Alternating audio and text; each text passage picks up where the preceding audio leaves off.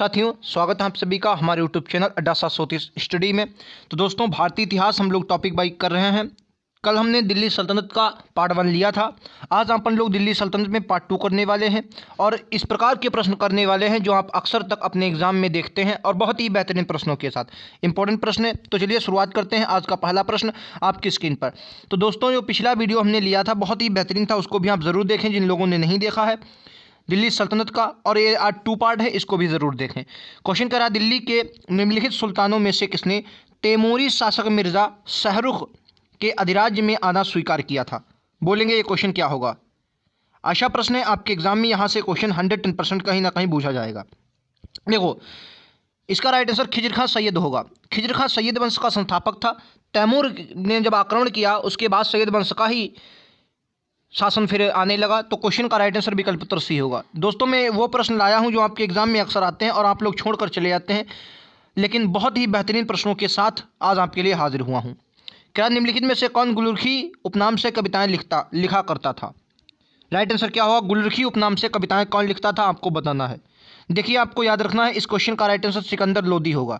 जी हाँ, सिकंदर लोदी ये गुलरुखी नाम से कविताएं लिखा कर। देखिए, अगर कोई शासक है और वो कविताएं लिखता है तो वो आपके लिए इंपॉर्टेंट हो जाते हैं। जैसे प्राचीन काल में हम लोग जाएंगे तो आप सातवाहन काल में एक शासक पढ़ेंगे जिसका क्या सर नाम था? हाल। हाल बहुत इंपॉर्टेंट है और इनकी रचना बहुत बूझी जाती है, गाथा सप्तशती। ठीक है, गाथा सप्तशती। देखिए, आपको याद रखना है, गाथा सप्तशती। देखिए, आप इतिहास को प्राचीन इतिहास और मध्य इतिहास, आधुनिक इतिहास, जो भी परिवर्तन हुए उनको पढ़िए, क्योंकि एग्जामिनर आपसे परिवर्तन पूछना चाहता है। ठीक है, जैसे हॉल जो था ये सातवाहन काल का शासक आपको देखने को मिलता है। गुलरुखी नाम से राइट आंसर सिकंदर लोदी होगा, आपको याद रखना। नेक्स्ट प्रश्न आपकी स्क्रीन पर ये रहा। इस क्वेश्चन का राइट आंसर क्या होगा? अलाई दरवाजे का निर्माण निम्नलिखित में से मुख्य द्वार है। अलाई दरवाजा निम्नलिखित में से किसका मुख्य दरबार है? तो मैं अलाई दरवाजे की बात करूं तो कुतुब मीनार का यह मुख्य दरबार है। अलाई दरवाजे की अगर मैं बात करूं किसने बनवाया, तो आप कहेंगे अलाई दरवाजा जो था ये किसने? अलाउद्दीन खिलजी ने। किसने सर? अलाउद्दीन खिलजी ने बनवाया था, याद रखेंगे, अलाउद्दीन खिलजी ने बनवाया था। और बहुत ही बेहतरीन प्रश्न है, ये वो प्रश्न है जो आपके एग्जाम में एग्जामिनर लगातार सर पूछता है। ठीक है, चलिए नेक्स्ट प्रश्न आपकी स्क्रीन पर ये रहा। क्वेश्चन का राइट आंसर क्या होगा? क्या निम्नलिखित में से किसका आक्रमण भारत पर किया गया द्वितीय तुर्क आक्रमण था? देखिए, अगर आपसे एग्जामिनर पूछता है कि पहला मुस्लिम शासक, तो आप कहेंगे 712 ईस्वी में। सर कब हुआ? बिन कासिम के नेतृत्व में, मोहम्मद बिन कासिम के नेतृत्व में हुआ। ठीक है, फिर उसके बाद महमूद गजनवी आता है, और जो गजनवी जो था वो पहला तुर्क था। गजनवी सर था, वो पहला तुर्क था, आपको याद रखना। लेकिन दूसरा तुर्क मोहम्मद गौरी था, याद रखेंगे, मोहम्मद गौरी दूसरा तुर्क था, आपको ये बात याद रखनी है। पहला तुर्क गजनवी, मोहम्मद गजनवी पहला तुर्क था। क्वेश्चन का राइट आंसर बी होगा, आपको याद रखना है। नेक्स्ट प्रश्न पर अपन लोग चलते हैं। ये रहा आपकी स्क्रीन पर अगला प्रश्न। रहा है, मोहम्मद गौरी 1175 ईस्वी में भारत पर पहला आक्रमण किस राज्य के खिलाफ किया था? देखिए, और ये बहुत इंपॉर्टेंट प्रश्न है। पहला आखिर जो आपका अभियान किया गया था वो किसके मध्य किया गया? तो आपको याद रखना, पहला इसने मुल्तान पर किया था। एक बात और भी याद रखना है सर, 712 ईस्वी में जब बिन कासिम आता है तो इसने बिन कासिम ने भी मुल्तान पर आक्रमण किया। ठीक है, मुल्तान पर आक्रमण किया और मुल्तान से बहुत सोना लूटा। क्या लूटा सर? सोना लूटा, और इसलिए इसने मुल्तान को स्वर्ण नगरी भी कहा था। आपके एग्जाम में पूछ सकता है कि प्राचीन काल में स्वर्ण नगरी किसे कहा जाता था? तो अगर ऑप्शन में मुल्तान दिया जाता है तो आपको हमेशा याद रखना है सर, स्वर्ण नगरी मुल्तान को कहा जाता है, याद रखेंगे, स्वर्ण नगरी कहा जाता था मुल्तान को। ठीक है, तो क्या सर सबसे पहले कहाँ पर आक्रमण किया? तो करमाथी शासक थे यहाँ पर, मुल्तान पर सबसे पहले 1175 में मोहम्मद गौरी ने आक्रमण किया। आपको यह बात याद रखनी है, यहाँ से प्रश्न आपके एग्जाम में आएगा। दोस्तों, अगर वीडियो आपको पसंद आए तो लाइक से सब्सक्राइब करना नहीं भूलेंगे, और से लगातार प्रश्नों के लिए आप हमारे चैनल को सब्सक्राइब कर लें। मैं लगातार आपके लिए टॉपिक वाइज लेकर आता हूँ। हमने सिंधु घाटी सभ्यता से लगाकर आपको यहाँ अब हम लोग दिल्ली सल्तनत पर आ गए हैं और बेहतरीन प्रश्न आपको लगातार मैं दे रहा हूँ। क्या भारत का वह पहला शासक कौन था जिसने मोहम्मद गौरी को पराजित किया? देखिए, मोहम्मद गौरी को पहली बार किसने पराजित किया था? सर याद रखना है, सोलंकी शासक भीम सेकंड ने। किसने? सोलंकी शासक भीम प्रथम ने पहली बार पराजित किया, और ये किसकी ये पहली पराजय थी। अच्छा, दूसरी पराजय तराइन के युद्ध में जब मोहम्मद गौरी हारा तो इसकी दूसरी पराजय थी। तो आपके एग्जाम में ऐसा भी पूछा जाता है कि पहली पराजय बताइए, मोहम्मद गौरी की पहली पराजय कब हुई थी? तो आप कहेंगे सर, चालुक्य जो वंश थे, जैसे गुजरात के चालुक्य थे, उन्हें आप सोलंकी वंश के नाम से भी जानते हैं। भीम द्वितीय से पराजित हुआ था, याद रखेंगे। नेक्स्ट प्रश्न आपकी स्क्रीन पर ये रहा। राइट आंसर क्या होगा? कह रहा है मोहम्मद गोरी, ये बहुत बेहतरीन प्रश्न है, इस पर आप लोग स्टार लगाएंगे, 110% आपके एग्जाम में यहाँ पर छपेगा। कह रहा मोहम्मद गोरी और पृथ्वीराज चौहान के बीच विवाद का मूल कारण क्या था? तो मैं आपको बता देता हूँ सर। कब? तो आप कहेंगे 1189 में। 1189 में गौरी ने क्या किया सर? गौरी ने, किसने? गौरी ने भटिंडा के दुर्ग को जीत लिया था, भटिंडा के दुर्ग। और जो भटिंडा का दुर्ग था ये उस वक्त चौहानों के शासनकाल के अधीन आता, किसके? चौहान के शासनकाल के अधीन आता है। और इसी के बाद 1191 में पहला युद्ध होता है, तराइन का प्रथम युद्ध। तो वही तराइन का प्रथम युद्ध का जो कारण बना, तो आप क्या बताएंगे सर? भटिंडा का दुर्ग बना, भटिंडा जैसे तावर हिंदी कहते हैं, आपको याद है भटिंडा। इस पर मोहम्मद गोरी ने विजय कब प्राप्त की थी? तो कहेंगे 1189 में इस पर विजय प्राप्त कर ली थी, किसने? मोहम्मद गोरी ने। लेकिन फिर तराइन के प्रथम युद्ध में यह हार गया था, ये भी बात आपको याद रखनी है। नेक्स्ट प्रश्न आपकी स्क्रीन पर ये रहा, बताना है दोस्तों। कह रहा मोहम्मद गोरी का सर्वाधिक महत्वपूर्ण भारतीय आक्रमण कौन सा था? बोलेंगे मोहम्मद गोरी का सर्वाधिक महत्वपूर्ण भारतीय आक्रमण कौन था? बताइए। मुल्तान पर आक्रमण, तराइन का द्वितीय युद्ध, तराइन का प्रथम युद्ध, भटिंडा का आक्रमण। देखिए तराइन का प्रथम युद्ध तो इसका सर्वाधिक महत्वपूर्ण हो ही नहीं सकता, क्योंकि ये तो सर इसमें हार गया था। भटिंडा को दुर्ग को जीता, लेकिन ये भी इतना इंपॉर्टेंट नहीं। इंपॉर्टेंट कौन सा है? तराइन का द्वितीय युद्ध। क्यों सर महत्वपूर्ण है? अब ये तो मुझे बताने की जरूरत नहीं, क्योंकि आपको समझ गए होंगे सर। 1192 में जब इस युद्ध को जीत लेता है, फिर उसी के बाद तो पूरे भारत में मुस्लिम साम्राज्य आया था। तो जो इम्पोर्टेंट हो जाता है इसके लिए वो कौन सा शासक हो जाता है? तराइन का द्वितीय युद्ध हो जाता है सर। इसी के बाद 1206 में तो दिल्ली सल्तनत की स्थापना होती है। तो अगर हिस्ट्री आप बहुत बेहतरीन से पढ़ते हैं, अच्छे से पढ़ते हैं, तो तराइन का युद्ध जो द्वितीय युद्ध था, एक कहने का मतलब ये मोड़ साबित हो सकती है, पूरे इतिहास की एक मोड़ हो जाती है। एक नया मोड़ ले लिया था इतिहास ने, 1192 में तराइन का युद्ध हुआ। तो इसके बारे में आपको समझना चाहिए कि किस हिसाब से चीज़ें बदली। 1192 के आक्रमण से कितना प्रभाव भारत पर पड़ा, ये बातें आपको समझनी चाहिए। नेक्स्ट प्रश्न, क्या मोहम्मद गोरी का अंतिम आक्रमण कौन सा था? ये भी बहुत बार एग्जाम में 110% छपने वाले प्रश्नों में से कि मोहम्मद गोरी का अंतिम आक्रमण कौन सा था। पंजाब के खोखर के खिलाफ अंतिम आक्रमण हुआ था, याद रखेंगे, ठीक है? पंजाब के खोखर के, ठीक है। नेक्स्ट प्रश्न, ये प्रश्न 110% आपके एग्जाम में आएगा। इस पे देखिए, क्या है अलाउद्दीन खिलजी के आक्रमण के समय देवगिरी का शासक कौन था? देखिए अलाउद्दीन खिलजी दिल्ली सल्तनत का एक ऐसा शासक है सर, सबसे पहले अगर आपसे पूछे प्रथम मुस्लिम, जो सबसे पहले प्रथम मुस्लिम शासक या प्रथम सुल्तान जो सबसे पहले दक्षिण में अभियान किया था, दक्षिण में, तो आप क्या बोलेंगे सर? अलाउद्दीन खिलजी ने सबसे पहले दक्षिण में आक्रमण किया। तो मैंने क्या बताया सर, आप प्राचीन काल से इसको रिलेट कीजिए। अब आपके एग्जाम में मैंने कल भी पिछले वीडियो में भी ये बात बताई थी, अगर आपने देखा होगा। मैंने क्या बोला सर? प्राचीन काल में सबसे पहले, अगर आपसे एग्जाम में पूछे कि प्राचीन काल में सबसे पहले दक्षिण में आक्रमण किसने किया, प्राचीन काल में अगर पूछ दे तो क्या बताएंगे सर? समुद्रगुप्त, ठीक है। समुद्रगुप्त ने सबसे पहले दक्षिण पर आक्रमण किया था प्राचीन काल में। और इसमें दिल्ली सल्तनत में तो अलाउद्दीन खिलजी आपको देखने को मिलेगा दिल्ली सल्तनत में, जिसने दक्षिण पर आक्रमण किया था। अब आपसे एग्जाम में ये पूछ रहा है कि बताइए अलाउद्दीन खिलजी के आक्रमण के समय देवगिरी का शासक कौन था? तो क्या बोलेंगे सर? रामचंद्र था, ठीक है, याद रखेंगे, रामचंद्र था देवगिरी का शासक। और ये मलिक काफूर, ये तो इसका सेनापति था, खिलजी की सेनापति था, और ये बहुत इंपॉर्टेंट सेनापति होता है। इसके बारे में 10 विजय इसने की, ठीक है। और दक्षिण के अभियानों का शासक, इसका दक्षिण के अभियानों का सेनापति मलिक गाफूर ही था, याद रखेंगे। इसे 1000 दीनारी कहते थे। नेक्स्ट प्रश्न, क्वेश्चन क्या कह रहा है? कह रहा है जब उसने राजत्व प्राप्त किया तो वह शरीयत के नियमों और आदर्शों से पूर्णतः स्वतंत्र था। वर्णी ने यह किस सुल्तान के बारे में कहा? बताएंगे। कहा जब उसने राजत्व प्राप्त किया तो वह शरीयत के नियमों और आदेशों से पूर्णतः स्वतंत्र था। वर्णी ने यह कथन किस सुल्तान के बारे में कहा है?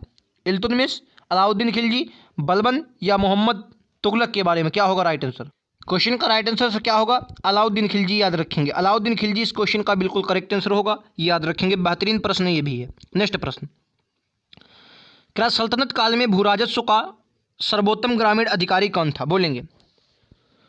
सल्तनत काल में भू राजस्व का सर्वोत्तम ग्रामीण अधिकारी कौन था? चलिए भू राजस्व पर सबसे पहले बात करते हैं। भू राजस्व पर देखिए,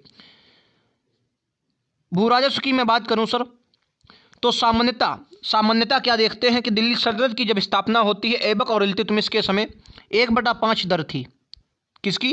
1/5, 1/6, इस प्रकार से दरें थी। ये आपके एग्जाम में ज़्यादा नहीं पूछी जाती हैं, लेकिन सबसे ज़्यादा अगर पूछी जाती है सर खिलजी ने, अलाउद्दीन खिलजी ने राजस्व कितना किया था? तो आपको याद रखना अलाउद्दीन खिलजी ने सबसे ज़्यादा 1/2 लिया था। लेकिन इसके पीछे एक कंडीशन थी। कंडीशन से क्या थी? ये पिछली फसल के आधार पर थी, मतलब पिछली वर्ष के फसल के आधार पर थी। अब कहेंगे सर पिछली फसल के वर्ष के आधार पर क्या? तो आपको हमेशा याद रखना है, मतलब अगर आपकी पिछले वर्ष बढ़िया फसल नहीं हुई तो आप कुछ कम दे सकते थे, लेकिन अगर बढ़िया हुई तो आपसे 1/2 ही लिया जाता था। अधिकारी कौन होता था? सर इसे चौधरी कहते थे, आपको याद रखना चौधरी। अगर आपके एग्जाम में पूछ देता कि प्राचीन काल में राजस्व कितना रहा, तो प्राचीन काल में लगभग जितने भी शासक हुए उन्होंने कर 1/6 ही लिया है, आपको याद रखना। जितने भी शासक हुए लगभग सबने 1/6 ही कर लिया है, आपको याद रखना है, ठीक है। प्राचीन काल में जितने भी शासक हुए याद रखेंगे। चौधरी इस क्वेश्चन का बिल्कुल करेक्ट आंसर होगा। नेक्स्ट प्रश्न आपकी स्क्रीन पर ये रहा। कह रहा तैमूर के आक्रमण के बाद भारत में किस वंश का राज्य स्थापित हुआ? मैंने अभी क्या बताया था? सैयद वंश। देखिए सैयद वंश के संस्थापक खिज्र खां को बताया जाता है। खिज्र खां थे, मतलब आपको याद रखना है। जैसे सर हम देखते हैं कि 1526 में जब बाबर आता है, 1526 में बाबर आता तो बाबर को आमंत्रित किया गया था। क्या सर? बाबर को कहा गया था कि आप आओ। ऐसे ही तैमूर लंग को भी आक्रमण मतलब आमंत्रित किया था। किसने? सैयद जो खिज्र खां थे उन्होंने, क्योंकि वो सत्ता हथियाना चाहते थे। और ऐसा ही हुआ, जब तैमूर लंग चला गया फिर उसके बाद सैयद बंधुओं के हाथों में मतलब सैयद वंश की स्थापना हुई। तो आपको ये प्रश्न याद रखना है। नेक्स्ट प्रश्न आपकी स्क्रीन पर ये रहा। क्या निम्नलिखित में से किस सुल्तान के दरबार में सबसे अधिक गुलाम थे? बताना है सबसे अधिक गुलाम किसमें थे। तो राइट आंसर फिरोज शाह तुगलक होगा, ठीक है। फिरोज शाह तुगलक को याद रखना है। इन्हें सल्तनत का अकबर भी कहा जाता है। सल्तनत का अकबर किसे कहा जाता है? अगर आपका एग्जामिनर पूछ दे तो क्या बोलेंगे? सर फिरोज शाह तुगलक को सल्तनत का अकबर कहा जाता है। सबसे ज़्यादा कृषि विभाग में अगर इंपॉर्टेंट मोल है तो पूरे तुगलक वंश का है। जैसे कृषि में सबसे ज़्यादा अगर नहरें बूझे तो सबसे ज़्यादा नहरें इन्होंने खुदवाई, ठीक है। मोहम्मद बिन तुगलक ने कृषि विभाग के लिए दीवाने कोही कृषि विभाग की स्थापना की। और सबसे पहली नहर किसने खुदवाई? तो कहेंगे पहली नहर गयासुद्दीन तुगलक ने खुदवाई थी। तो कृषि व्यवस्था में सबसे ज़्यादा, अगर एग्जामिनर आपसे पूछा कि बताइए किस वंश ने कृषि व्यवस्था में सबसे ज़्यादा परिवर्तन किए, तो राइट आंसर क्या होगा सर? तुगलक वंश, ठीक है, याद रखेंगे। नेक्स्ट प्रश्न ये रहा। क्या निम्नलिखित में से किस सुल्तान ने बेरोजगारों को रोजगार दिया था?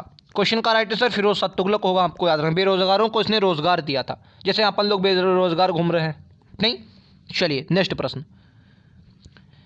क्या तबकात नासरी का लेखक कौन है? तबकात नासरी ये ऐसा प्रश्न है, तबकात नासरी, जो आपको बिना पढ़े जाने ही नहीं है। इस प्रश्न को आप अगर गलत करते हैं तो आप एक बच्चे से नहीं लाखों बच्चों से पीछे होते हैं। मिनहाज-उस-सिराज याद रखेंगे। अलबरूनी की किताबुल हिंद, जिसे आप किताबुल हिंद जो बहुत फेमस है, अलबरूनी की याद रखेंगे। अलबरूनी किसके साथ आया था? तो अलबरूनी आपको याद रखना है, ये गजनवी के साथ आया था, ठीक है। गजनवी के साथ और गजनवी के साथ 3 आए थे, एक ज़ियाउद्दीन बरनी और एक उतबी, ठीक है। उतबी जिसकी शाहनामा है उतबी की, ठीक है। तो 3 शासक आए थे, याद रखेंगे। नेक्स्ट प्रश्न पर चलते हैं अपन लोग। क्या भारत में मोहम्मद गोरी ने किसको इक्ता प्रदान किया था? अक्ता लिखा इसे आप जिसे इक्ता करते हैं। देखो आप समझो मेरी बात, इस प्रश्न को आप बहुत अच्छे से समझो। आप क्या सर समझते हैं कि इक्ता प्रणाली जो लागू हुई थी, इक्ता प्रणाली जो लागू हुई थी, आप कहते हैं कि इसका प्रारंभ इल्तुतमिश ने किया। देखिए इल्तुतमिश ने किया, तो ज़्यादातर ऐसा ही माना जाता है। लेकिन आपको हमेशा याद रखना है कि सबसे पहले जो इक्ता सबसे पहले बांटी गई थी वो गौरी के द्वारा बांटी गई थी, गौरी के द्वारा, ठीक है। सबसे प्रारंभिक इक्ता व्यवस्था गौरी ने बांटी थी। इसको सुव्यवस्थित, मतलब एक अच्छे चरम पर इल्तुतमिश ने पहुंचाया था, आपको याद रखना है। अगर आपके एग्जाम में ऐसा पूछे कि सबसे पहले इक्ता किसने बांटी और ऑप्शन में गौरी दिया हो, तो आप गौरी को ही लगाएंगे, आपको याद रखना। क्योंकि ऐबक जो था ये किसी प्रकार से ना किसी प्रकार के भू राजस्व इक्ता व्यवस्था का धारण करने वाला था, जिसे इक्तादार कहते थे, ठीक है। तो आपको याद रखना है, ये प्रश्न आपके एग्जाम में 110% पूछा जाएगा। अगर आपसे पूछे कि जैसे इक्ता जो व्यवस्था है, इक्ता प्रणाली की हमें जानकारी कहाँ से मिलती है, तो क्या बताएंगे आप? तो हमेशा आपको याद है इक्ता प्रणाली की जानकारी हमें सियासतनामा से मिलती। कहाँ से? सियासतनामा एक बहुत इंपॉर्टेंट बुक है, सियासतनामा से हमें इक्ता की जानकारी मिलती है। आपको ये बात याद रखनी, सियासतनामा से। एक और प्रश्न अगर पूछ दे कि जिस प्रकार, आपका एग्जामिनर पूछ सकते हैं कि जिस प्रकार के दिल्ली सल्तनत में इक्ता प्रणाली थी, ठीक उसी प्रकार प्राचीन काल में क्या थी, तो मैंने क्या बताया? सामंतवाद व्यवस्था आपको देखने को मिलेगी, सामंतवाद, तो सामंतवाद व्यवस्था का नाम सिर्फ बदला गया, वही इक़्तिदार है। और वही आप जब मुगल काल में जाते हैं तो अकबर ने मनसबदारी व्यवस्था स्टार्ट की थी। और तो अगर आपसे ये इसमें सामंतवाद में क्या था, ब्राह्मणों को ज़मीन, ब्राह्मण जो थे इनको ज़मीन दी जाती थी, ठीक है, ज़मीन दी जाती थी, ठीक है, ज़मीन दी जाती थी इनको, और एक उस पर कहते थे अपना राजस्व करा लो और अपनी जनता रखो, जब भी हमें जनता की ज़रूरत पड़ती है आप हमें जनता दीजिए, ऐसा राजा कहा करता था।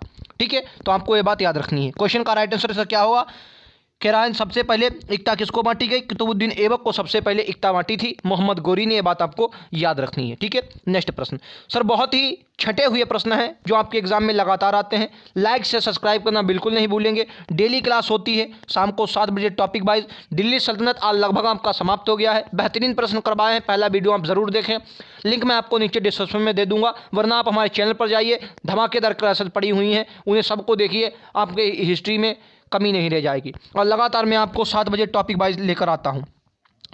आज का अंतिम प्रश्न कह रहा है कि सुल्तान के काल में खलीसा भूमि ने अधिक पैमाने पर विकसित हुई थी, बताइए ये खलीसा भूमि क्या थी। देखिए खलीसा भूमि कुछ नहीं थी, खलीसा भूमि से आप ये इस प्रकार से जो राजा के नियंत्रण में सीधा रहती थी। अलाउद्दीन खिलजी भी इस क्वेश्चन का राइट आंसर होगा बी। ठीक है, याद रखेंगे। तो ये थे आज के बेहतरीन प्रश्न कैसे लगे हमें कमेंट बॉक्स में आप ज़रूर बताएं, और ऐसे ही लगातार प्रश्नों के लिए आप हमारे चैनल को सब्सक्राइब कर सकते हैं। आने वाली नोटिफिकेशन के लिए आप नोटिफिकेशन बेल ऑन करना ना भूलें। मिलते हैं अगले वीडियोज़ में, आज के लिए इतना ही, धन्यवाद।